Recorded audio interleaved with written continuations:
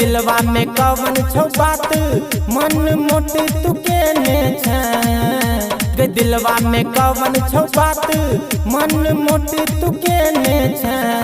जब से एलै ई सावन महीना बम बम भोला लगैने छै। जब से एलै ई सावन महीना बम बम भोला लगैने छै। दिलवा में कवन छौ बात मन मोट तू केने छै। जब से एलै ई सावन महीना बम बम भोला लगैने छै।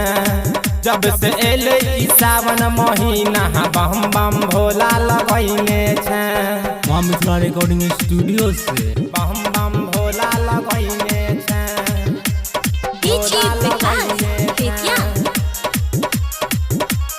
भोला लगैने छै। बाबा के नगरिया के छौड़ी छै ई बड़ा दूर गे।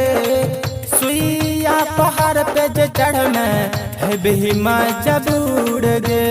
बोला बोला देवघर वाले बाबा की है गई बाबा के नगरिया के छौड़ी ई छै बड़ा दूर गे। सुइया पहाड़ पे जे चढ़ में है बेहिमा जबूर गे। है गई बात तू हमर मान जिद तू किया देने छै। अगे बात तू हमर मान जिद तू किया देने छै। जब से एलै ई सावन महीना बम बम भोला लगैने छै। जब से एलै ई सावन महीना बम बम भोला लगैने छै। मां मिथिला रिकॉर्डिंग स्टूडियो से बम बम भोला लगैने छै। भोला लगैने छै। हे गई तोहर बात हम सबटा मनबहु करबो ने छौरी माना गे। हम छियै महाकाल के चेला छियै बड़का दीवाना गे।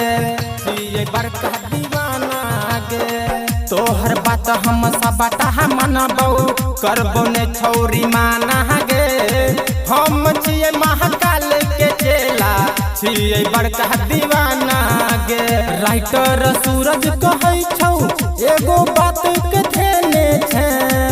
है गई राइटर सूरज कहै छौ एगो बात के ध्याने छै। जब से एलै ई सावन महीना बम बम भोला लगैने छै।